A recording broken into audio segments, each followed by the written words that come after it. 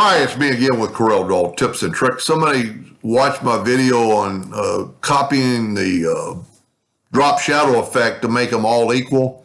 And they have version X8, and that had not come out yet. I don't know when it did. I'd be curious to look. I've only got X7 left on my computer. But he asked if it does have a drop shadow, and yes, even X7 has a drop shadow. So to make this simple, you could do it,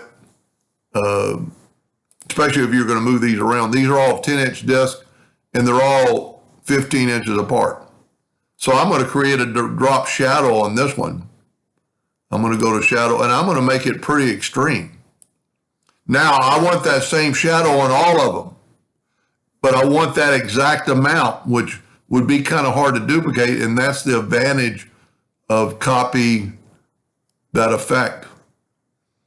So in case you didn't watch the first one, we can copy the effect of the shadow and then put it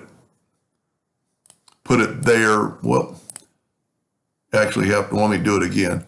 Effects, copy effects, drop shadow. You have to click on the shadow and see it, put it on there. But what you could do, and if you don't have that feature, you could select it and go to object and break the drop shadow apart.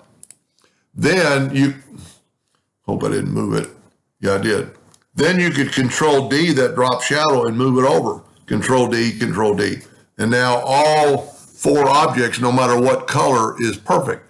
And I hope people understand to try to duplicate that drop shadow perfectly, because you don't know how far or where you started. You know, if you start there, you get an oval. If you start in the center, you get a round. But, who says how far you're going to drop the shadow? So this way, the drop shadow would work all the way across.